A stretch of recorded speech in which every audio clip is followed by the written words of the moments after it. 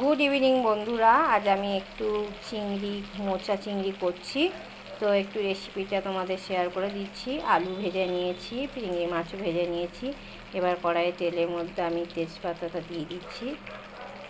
দিয়ে দেওয়ার পরে তেজপাতাটা একটু ভাজা ভাজা হয়ে গেলে আমি সাদা জিরে একটু দিয়ে দিলাম। জানি না তোমরা দাও কি না দাও, আমি একটু দিই।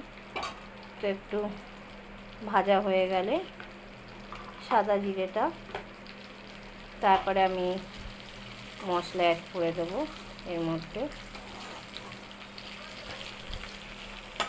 জিরেটা একটু ভাজা হয়ে গেলে এখানে আমি মশলা করে রেখেছি, মশলাটা দিয়ে দিলাম। মশলাটা দিয়ে একটু নাড়াবো, কষাবো। মশলাটা দিয়ে একটু কষাবো।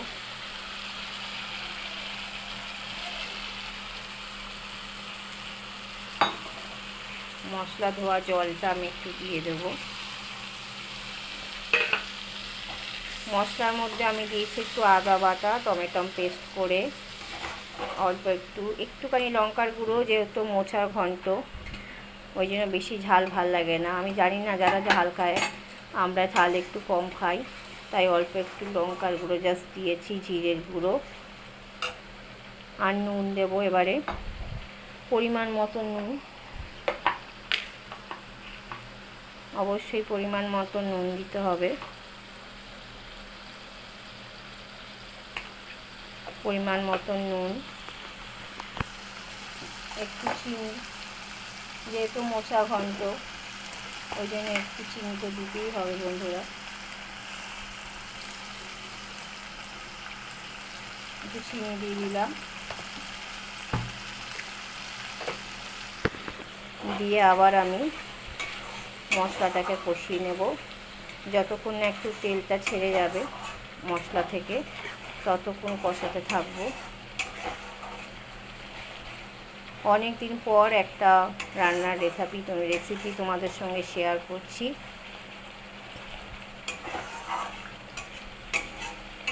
দেখো অনেকটাই মশলাটা কষিয়ে তেল ছেড়ে দিচ্ছে। যে কোনো জিনিস বন্ধুরা কষানোর ওপরেই রান্না। যত কষাবে, এমন তেল খালি দিলেই ভালো হয় এটা না, যত কষাবে তত তোমার রান্না ভালো হবে।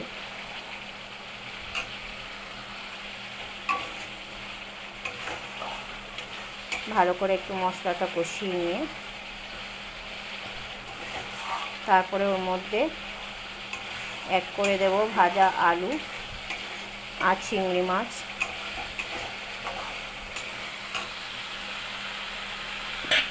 গরম করতে সরি বন্ধুরা।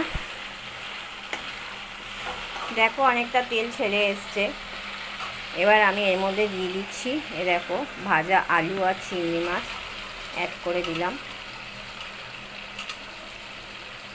ভাজা আলু আর চিংড়ি মাছটা দিয়ে আবার একটু কষাতে থাকবো।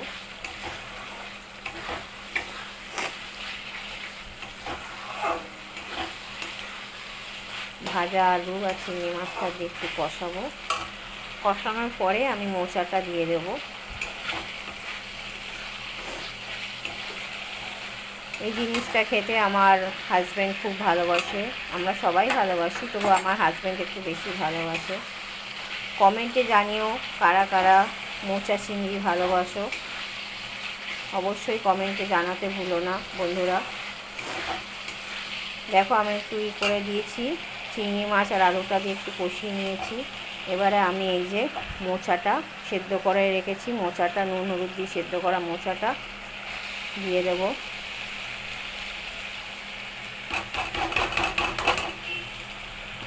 এবার এটাকে ভালো করে কষাতে থাকবো এর সঙ্গে, যাতে একদম পুরো এটা মিশে যায়।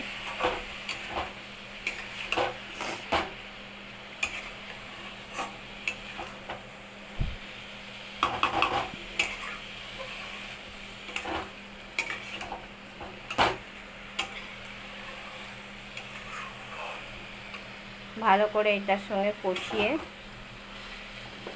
একটুখানি সামান্য একটু জল দিয়ে একটু ঢেকে দেব। তারপরে নামানোর আগে ঘি একটু গরম মশলা দিয়ে নামিয়ে দেব। একদম মাখা মাখা হবে। নিশ্চয়ই সবাই জানো মোচা চিংড়ি খেতে কার কার ভালো লাগে কমেন্টে জানিয়ে অবশ্যই। এবার আমি একটুখানি জল অ্যাড করে দেবো, একটু সেদ্ধ হবে আলুগুলো। মোচা তো সেদ্ধই আছে, বেশি দেব না, একটুখানি জল অ্যাড করে দিয়েছি।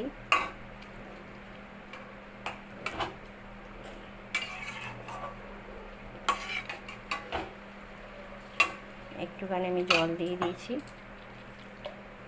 ব্যাস হয়ে গেছে। এবার নামানোর আগে একটু ঘি আর গরম মশলা দিয়ে নামিয়ে দেব। এখন একটু আমি ঢেকে দিলাম, একটু সেদ্ধ হোক। তো বন্ধুরা, ভিডিওটা ভালো লাগলে অবশ্যই শেয়ার করতে ভুলো না। বাই।